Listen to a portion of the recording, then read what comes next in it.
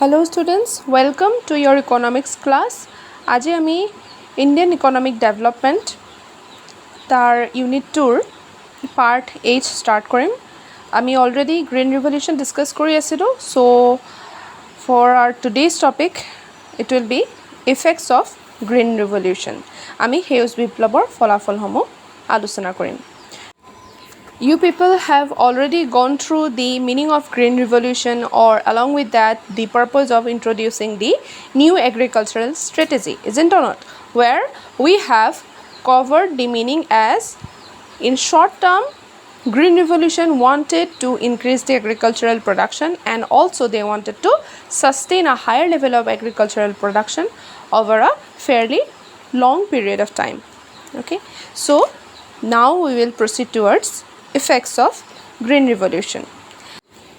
Generally, the effects of green revolutions possess two segments.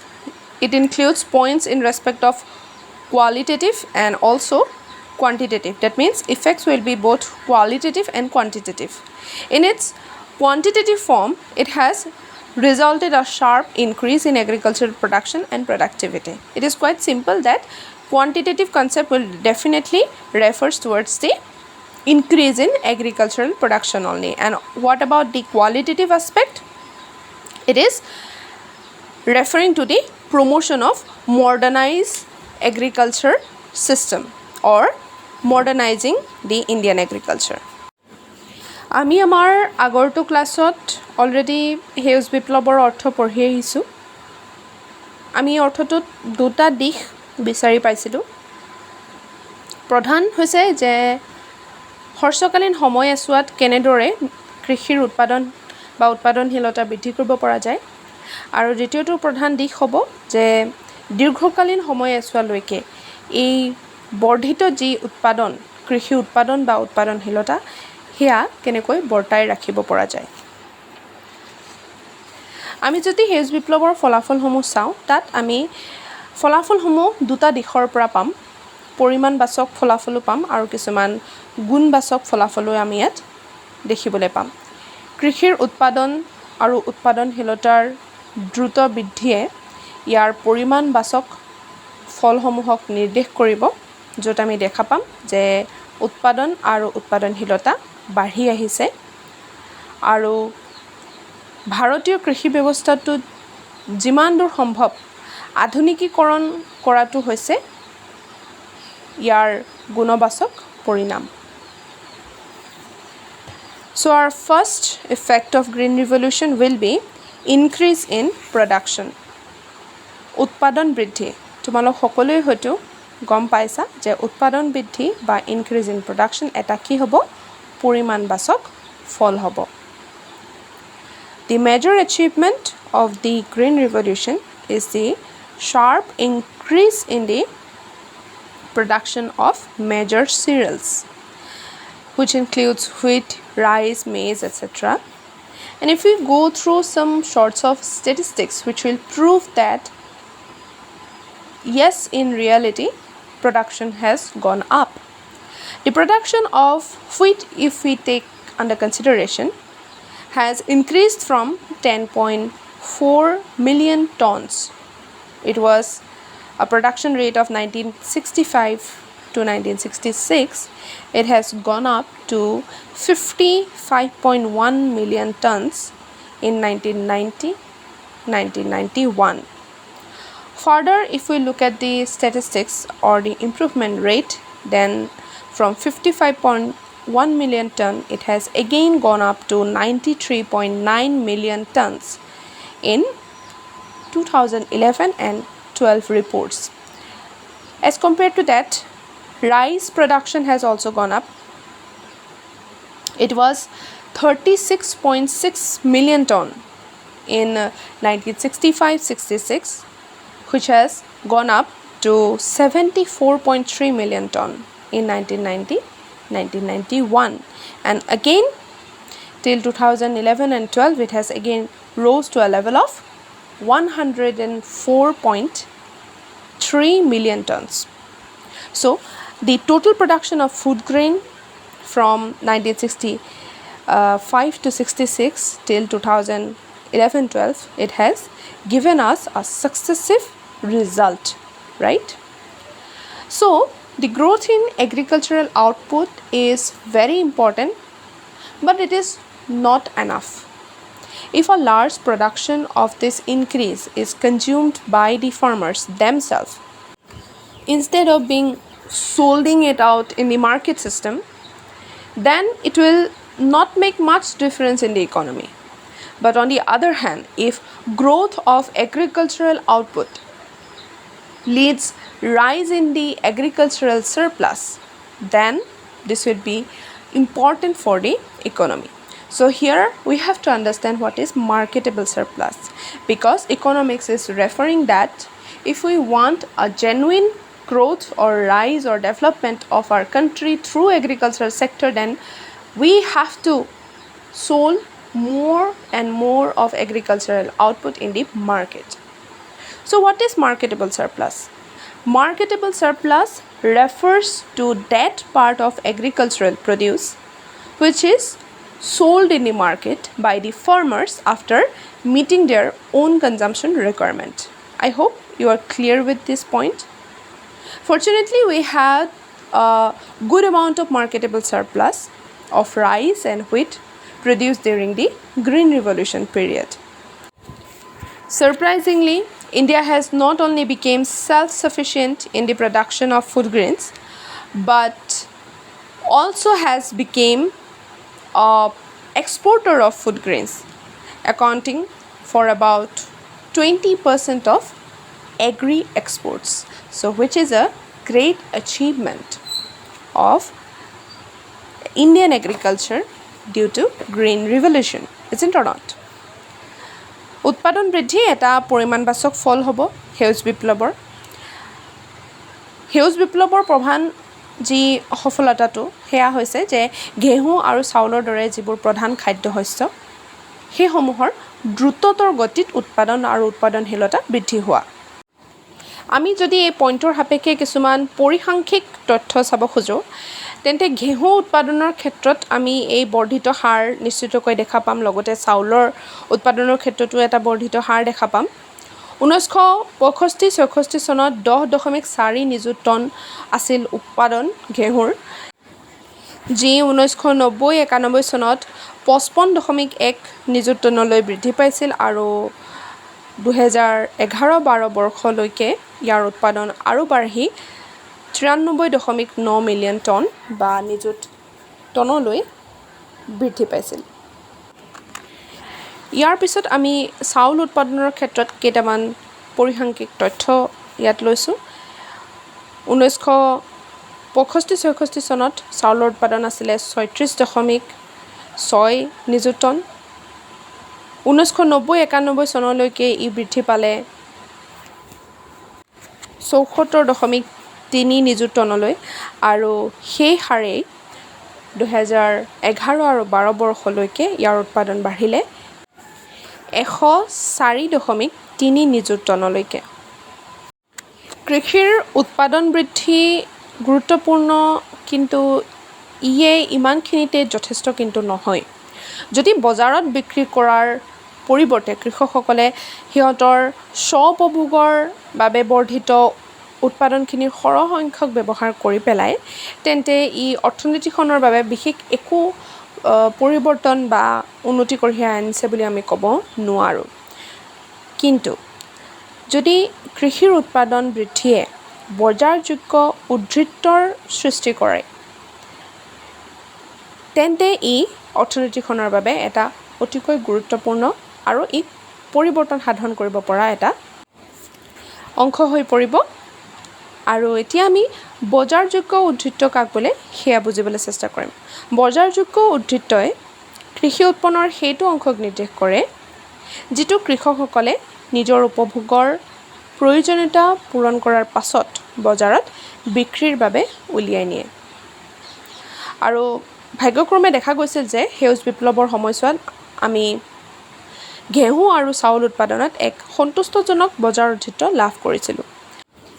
সেউজ বিপ্লৱৰ পৰিণতিত ভাৰতবৰ্ষ কেৱল কৃষি দ্ৰব্য উৎপাদনত স্বাৱলম্বীয়েই হোৱা নাছিল, ই খাদ্যশস্যৰ ৰপ্তানিকৰ্তালৈ পৰিণত হয় প্ৰায় 20% কৃষিদ্ৰব্যৰ ৰপ্তানি কৰিবলৈ ভাৰত সক্ষম হৈ উঠিল Our next point will be increase in productivity and again it will be included under quantitative result or effect.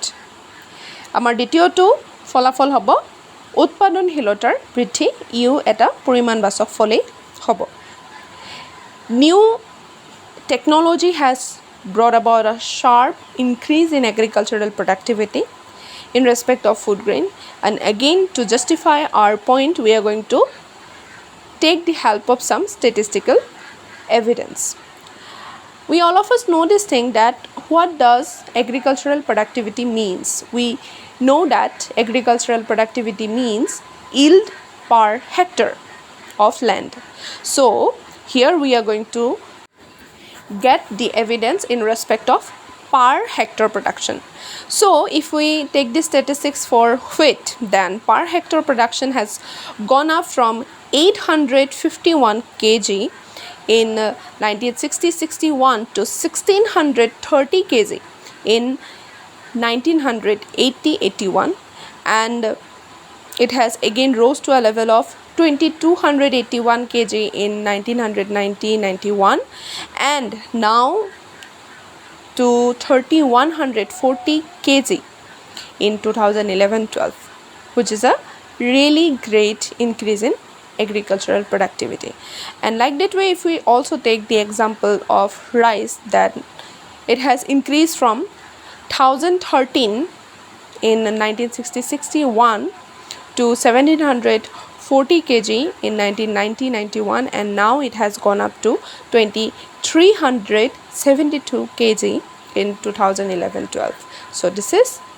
increase in productivity উৎপাদনশীলতাৰ বৃদ্ধিৰ আমি সকলোৱে জানো কৃষিৰ উৎপাদনশীলতা কি বুজায় প্ৰতি হেক্টৰ ভূমিৰ উৎপন্নক আমি কৃষিৰ উৎপাদনশীলতা বুলি কওঁ হয়নে সো এতিয়া আমি যিখিনি ইয়াত কিছু পৰিসাংখ্যিক তথ্য ব্যৱহাৰ কৰিম সেইখিনি হ'ব প্ৰতি হেক্টৰ ভূমিৰ বিনিময়ত পোৱা উৎপাদনৰ হাৰ দৰাচলতে দেখা যায় যে যেতিয়া নতুন কিছু প্ৰযুক্তি কৌশলৰ দ্বাৰা আমি কৃষি কাৰ্য সম্পাদন কৰিবলৈ আৰম্ভ কৰিলোঁ হিয়ে আমাক এনেকুৱা ধৰণৰ কিছু পৰিৱৰ্তন যাক আমি কৃষিৰ উৎপাদনশীলতা বৃদ্ধিৰ ৰূপত আমি পাইছোঁ প্ৰতি হেক্টৰ ভূমিত যদি ঘেঁহুৰ উৎপাদনৰ কথা চাবলৈ যাওঁ তেতিয়াহ'লে 1960-61 চনত ইয়াৰ উৎপাদন আছিল মাত্ৰ 851 কেজি আৰু ক্ৰমান্বয়ে ই 1990-91 চনত বাঢ়ি গৈ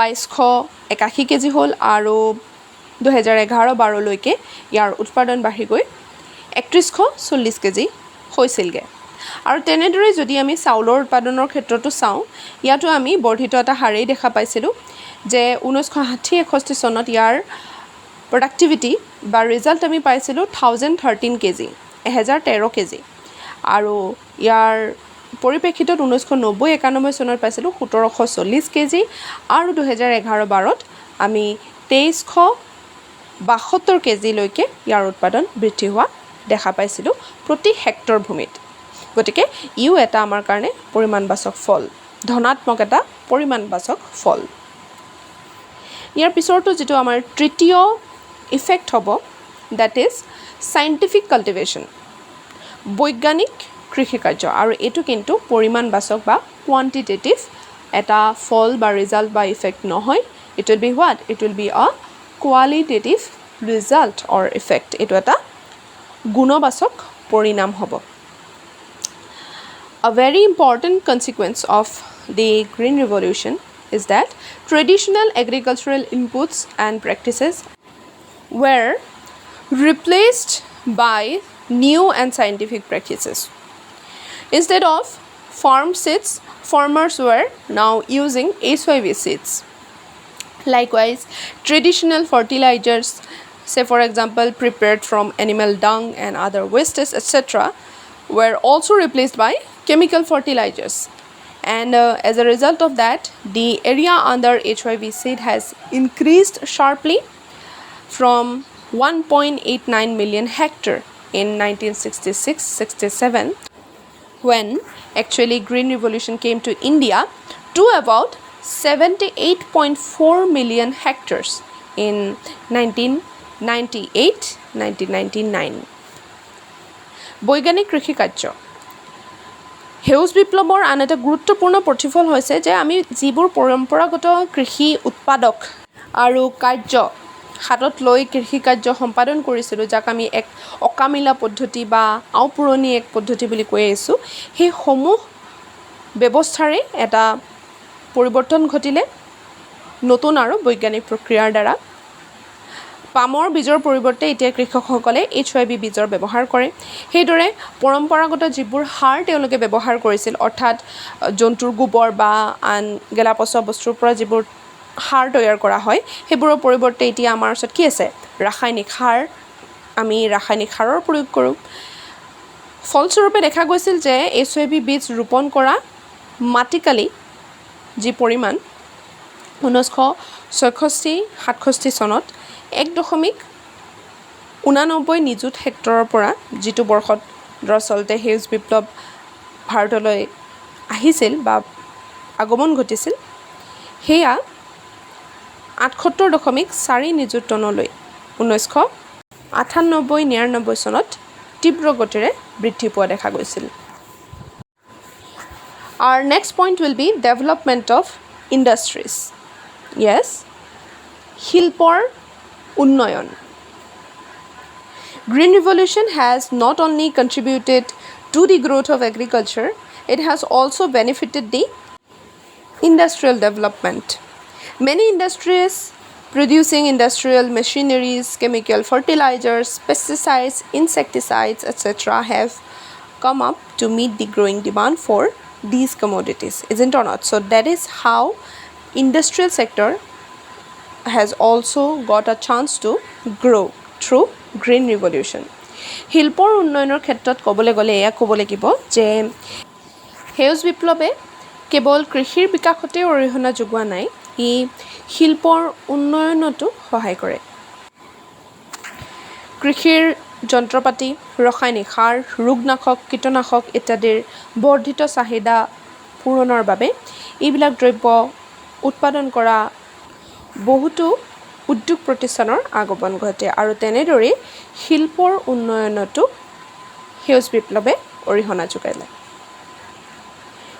ইয়াৰ পিছৰটো আমাৰ ইফেক্ট হ'ব হেতু হৈছে চেঞ্জ ইন এটিটিউডছ দৃষ্টিভংগীৰ পৰিৱৰ্তন A healthy contribution of Green Revolution is the change in the attitude of farmers. Our farmers have now begun to think that they can change their misfortunes by adopting new technology, or you can say by adopting Green Revolution.